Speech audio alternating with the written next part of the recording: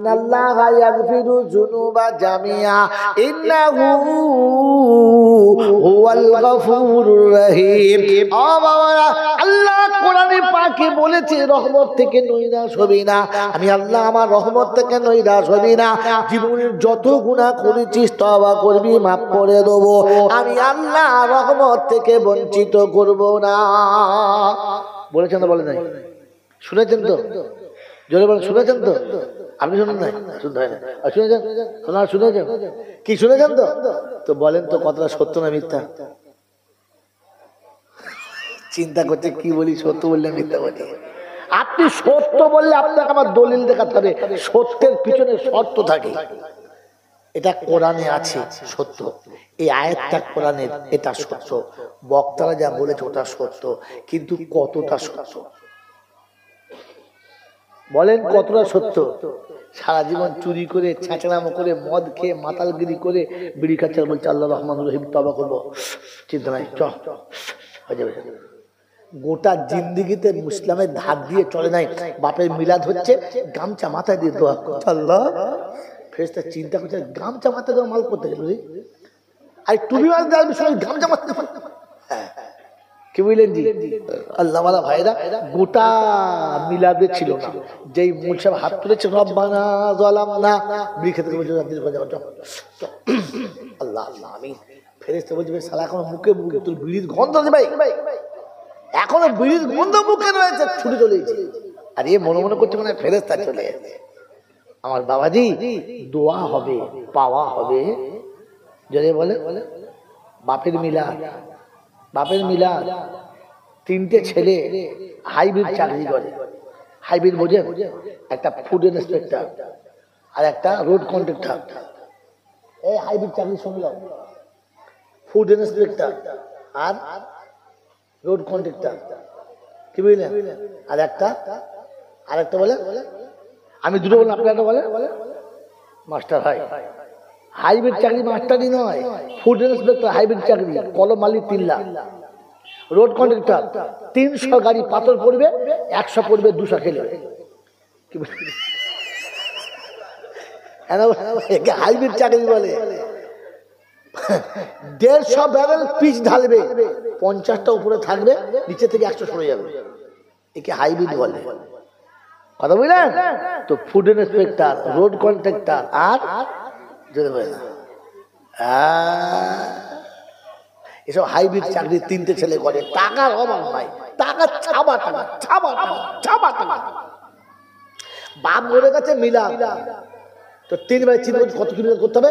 কাজ কর, 3খানা গরু কেন, একটা 1.5 কুইন্টাল থেকে 2 কুইন্টাল ওজনের, তাহলে মোটামুটি 3 দিনে 4.5 কুইন্টাল, 5 কুইন্টাল গোস, 5 কুইন্টাল চাল, একেবারে বিশেষ করে 1.5 টনের চাল। বিরিয়ানি কলকাতা থেকে বাবুর ছেলে স্পেশাল বিরিয়ানি, 5 কুইন্টাল চাল, 5 কুইন্টাল গোস। এবার বিরিয়ানি কেমন হয় বুঝতে পারছেন? গোটা গ্রামের লোক গন্ধ পাচ্ছে, দারুণ বিরিয়ানি। একবার রান্না করে হাড়ি লাইন দিয়েছে, মানে 100 খানা হাড়ি লাইন দিয়েছে। কিন্তু মিলাদে মাগরিবের বাদে 100টাই লোক নাই, 8-10টা লোক। তা মনে করছে গ্রামের মৌলবি তো, এটা চলে গেলে মনে হয় বেশি হবে। তারপরে একটা গ্রামের মৌলবি, একটা বর্ধমানের মৌলবি, একটা হুগলি জেলার মৌলবি, পীর সাহেবদের দল, 3টে এনেছে। তো গ্রামের মৌলবি চলে গেল, এবার বর্ধমানের মৌলবি নিয়েছে। সে বেচারা আসল কবর ধুনে দিয়েছে, কিন্তু সেই 100টা লোক হয় নাই। তো বড় ছেলেটা খুব বুদ্ধিমান তো, ফুড ইন্সপেক্টর, বলছে বললুম এত লোক হবে না, বিরিয়ানি বার ফেলে দিতে হবে, সারা একটা লোককে 1 হাঁড়ি করে দিলে তাও বেড়ে যাবে, তোদের মাথা মোটা, বললুম এত খরচা করিস না। হ্যাঁ তাই বটে, যা মনে করছে। রাত যখন 9টা বেজেছে, তখন এই হুগলি জেলার হুজুরকে তুলেছে। হুজুর এসে তো বাবারে মারে করে চিল্লিয়ে জড়ো করেছে, সে মেরে খেতে 100 হয় নাই, মোটামুটি 100 হয়েছে। এইবারে 1 ঘন্টা বলে ঘেমে গেছে বয়স্ক মানুষ, বলছে বাবা দোয়া করে দেবো। বলছে করো। কার নামে? তোমার বাপের নামে। আমার বাপের মিলাদ হচ্ছে, কার নামে বলতে হবে? চলো বাবা। যেই বলেছে বাপের নামে মিলাদ করো, ও তখন বিসমিল্লাহির রহমানির রহিম বলে চোখ বন্ধ করেছে। কি করবে? 100 হাঁড়ি বিরিয়ানি, 100টা লোক নাই, তো দোয়া করছে, চোখ বন্ধ করতে হবে না? চোখ বন্ধ করে রব্বানা যালামনা আনফুসানা ওয়া ইল্লাম তাগফির লানা ওয়া তারহামনা লানাকুনান্না মিনাল খাসিরিন। চার দোকানে যারা বসেছিল, মোড়ের মাথায় যারা বসেছিল, মাচার উপরে যারা বসেছিল, যারা তাস খেলা করছিল, যারা ক্যারাম বোর্ড খেলছিল, যেই শুরু করছে রব্বানা বুঝেছে এইবারে মাল দেবে, আর দেরি করা যাবে না। এমন হু হু করে ঢুকছে বাবা, বাড়ির ভিতরে আর জায়গা পাওয়া যাচ্ছে না। তখন বলছে চোখ খুলে দেখে ভর্তি হয়ে গেছে। মনে করছে আল্লাহ দোয়া কবুল করেছে, ফেরেশতা জিবরাইল শুধু নেমে গেছে দোয়া করতে। রব্বানা যালামনা, যারা বউ নিয়ে গল্প করছিল বলছে আর শোয়া যাবে না, চল দুজন আমি যাচ্ছি তুই। এদের রব্বানা রব্বানা তিন ভাই যুক্তি করছে, সারা শাল পাতায় কুলোবে না, কেটে পর বাড়ি থাকা যাবে না। ওই বাচ্চারা সোনা লালেরা ওই সময় ফেরেশতা নেমেছে আল্লাহর তরফ থেকে, এত চিল্লাচিল্লি চলছে। যা কি খবর বলল, আল্লাহ বাপের মিলাদ হচ্ছে। ওদিক থেকে সাবাব নিয়ে নেমেছে, নেমে দেখে যে কাঁদছে ওর বাপ এখনো মরে না, আর যাদের বাপ মরেছে তিন শালা কেউ ওখানে ছিল। ফেরেশতা বলছে আল্লাহ মাল দেবো না, ঘুরিয়ে নিয়ে যাবো। বলছে ঘুরিয়ে চলে আয়। ছি ছি ছি ছি ছি ছি, এইরকম মিলাদ আর ওই রকম সুরেতে তোর বাপ জান্নাতে গেছে, কোন মাতালে বলে গেছে, কোন পাগলে বলেছে। আজকের কোরআন শরীফ রেখে যাচ্ছি, বলে আমাদের সামনে শুনে যাচ্ছি, শুনে নে আল্লাহ রহমানুর রহিম কথা সত্য, কিন্তু কতটা মন থাকবে ইনশাআল্লাহ, মন থাকবে ইনশাআল্লাহ। কেউ এসে বলে বলে হুজুরটা রাখো, সবটা বললাম। কারণ কোরআন শরীফের আয়াতটা সম্পূর্ণ পড়ে নাই, আয়াতটা সম্পূর্ণ পড়ে না। আমার বাবাজির, আমার সোনার চাঁদ বন্ধুরা, এটা আব্দুল সামাদ সাহেবের বড় ছেলে, চেনেন? মেমেজো ছেলে, চেনেন? চেনেন? নন্দীগ্রামে আব্দুল সামাদ সাহেবের মেজো ছেলে। এখন তিন ভাই এরা। কবাই কবাই এই কবাই বললাম, তিন ভাই। ও তুমিও চলে গেছো, সুবহানাল্লাহ করে দিয়েছে। তাহলে বড় আর ছোট চলে গেছে, মেজো আর ছোট এসছে, খালি বড় বাকি। হ্যাঁ তিন ভাই, আমি আন্দাজে বলছি লিখেছি তিন ভাই। বড়টা বাপের কথা বাড়িতে বলি না, বড়টা বাপের কথা একদম মানে না, তা যা মন যায় তাই করে, যেটাই খুশি সেখানে যায়। তোর বাপকে তুই পাগলা লোক, তোমাদের হবে যা। বাপের কাছে টাকা নেয়, বাপের কাছে সব নেয়, বাপের কাছে খায়, বাপের ঘরে থাকে, কিন্তু বাপের কথা শোনে না, নিজের ইচ্ছা মতো চলে। ভালো ভালো। মেজোটা একটু ভালো, স্কুলে ভর্তি করেছে, কিন্তু পড়াশোনায় মন নেই, সেই বদমাইশি। এখন মাধ্যমিকের পরীক্ষা চলছে, মাস্টার বেচারে অঙ্কটা ভালো করে শেখ, 5 নাম্বার তুলতে হবে।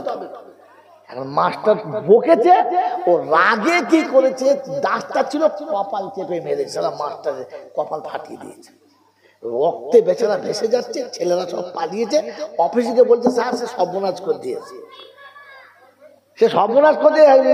অঙ্কের মাস্টার দেখেন যা খুন হয়ে গেছে।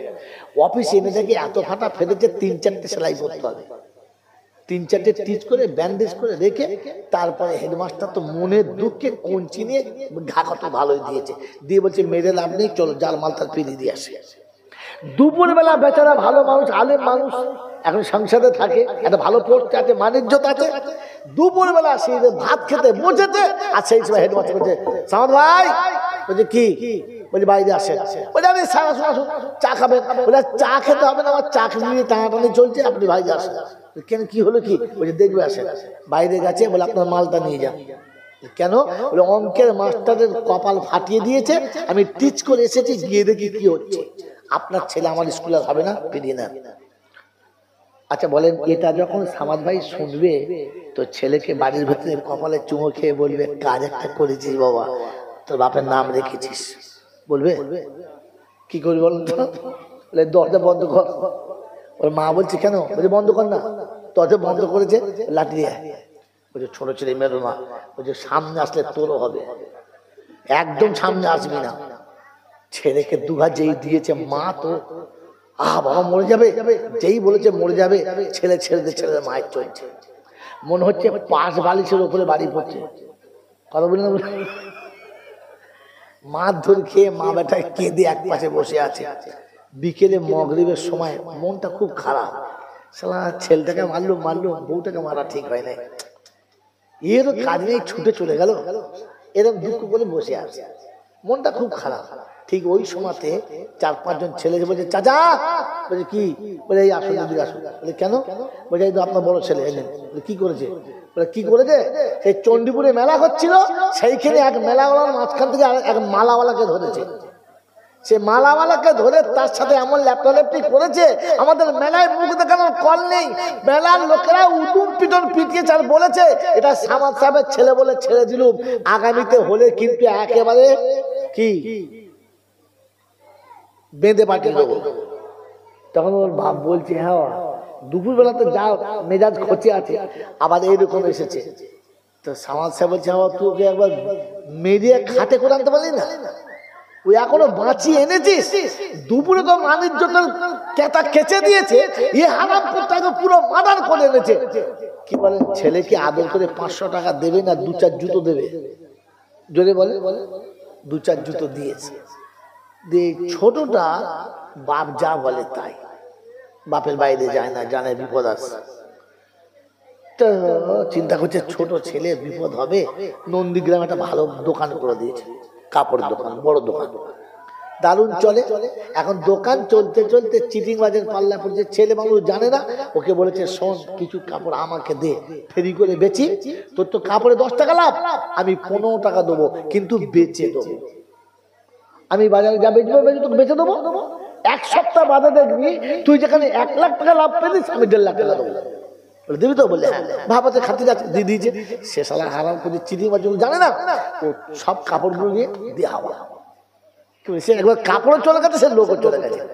এখন 1 সপ্তাহ 2 সপ্তাহ হয়ে গেছে, আর আসে না, খোঁজ পায় না, ফোন করে দেখে সুইচ অফ, মানে সে সিম খুলে ফেল দিয়েছে, ফোনেও পায় না, খুঁজেও পায় না, মালও পায় না। চিন্তায় মাথা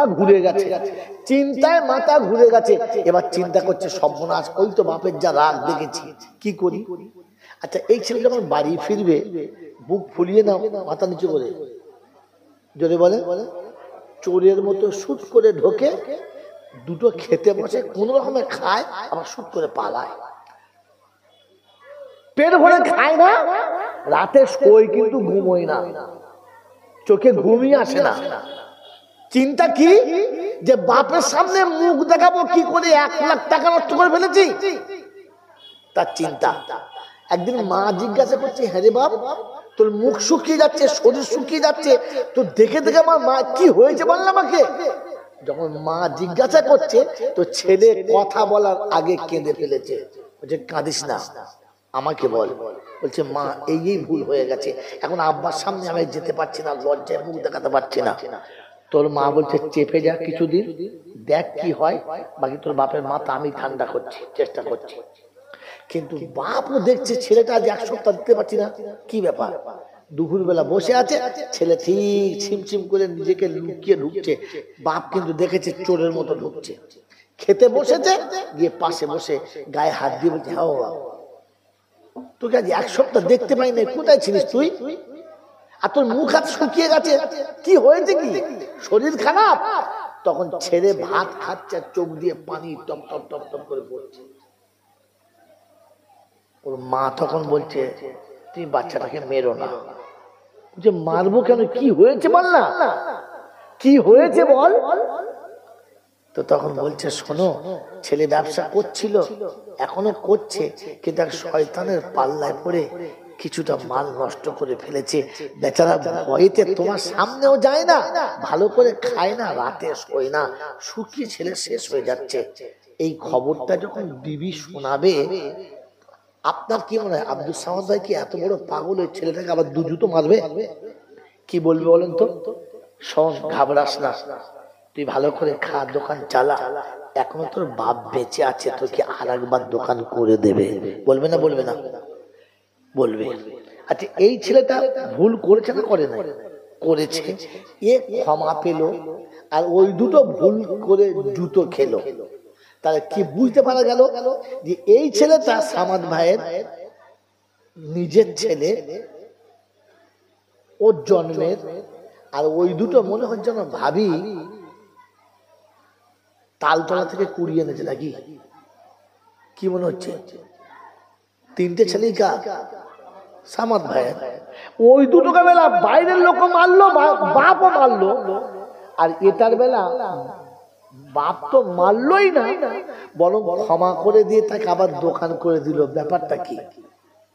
কারণ এই ছেলেটি বাপের অনুগত ছেলে, এই ছেলেটি বাপের ইচ্ছায় চলে, এই ছেলেটি ভুল করে অপরাধীর মতো নিজে এসে চোরের মতো ঢুকেছে, জমিদারের মতো না। রব্বুল জুল জালাল বলে, আমার বান্দা, তোর অপরাধের পরে তুই যখন নিজেকে অপরাধী মনে করে চোরের মতো আমার ঘরে ঢুকবি আর হাত তোলার আগে কাঁদবি আর এটা বলবি যে কি করে মুখটা আমি দেখাবো, তোর বাপ তোকে দোকান করে দিতে পারে, আমি তোর জীবনের গুনাহটা মাফ করে দেবো, আর অতটা নেকি তোর আমলনামাতেও লিখে দেবো। তো আল্লাহ এদের জন্য ক্ষমা করব বলেছেন, বেনামাজির জন্য না, সুদখোর মদখোরের জন্য না, দালাল ছেচরের জন্য না, মা বাপের সঙ্গে বেয়াদবি করনেওয়ালার সঙ্গে না। তাই কোরআন শোনাচ্ছি, ওয়া ইবাদুর قل يا عبادي الذين أسرفوا على أنفسهم لا تقنطوا من رحمة الله